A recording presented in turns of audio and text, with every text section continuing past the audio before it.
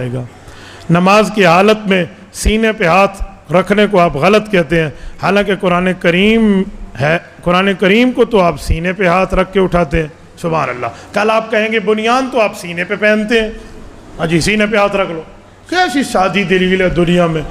خدا کے بندے نماز اسی لیے سینے پہ ہاتھ رکھتے ہیں کہ جو ہے نا کیا کہتے ہیں، قرآن سینے پہ ہم اٹھاتے ہیں تو حدیث پاک میں ہے کہ قرآن تو دل کے اندر ہوتا ہے، لہٰذا کل ہاتھ دل کے اندر ڈال دینا، قرآن تو دل کے اندر ہوتا ہے۔ کیا خیال ہے؟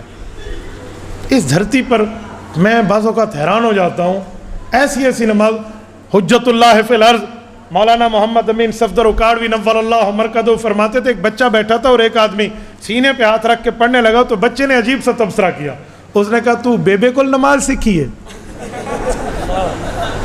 تو نے بیبے سے نماز سیکھی ہے؟ تو کیسی باتیں کر رہے ہیں آپ دنیا میں۔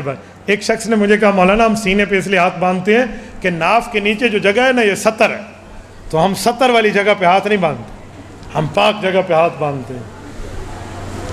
میں نے کہا چلو ابھی میں مرد عورت کا فرق نہیں کرتا، لیکن ایک بات پوچھتا ہوں، اتحیات میں ہاتھ کہاں رکھتے ہو؟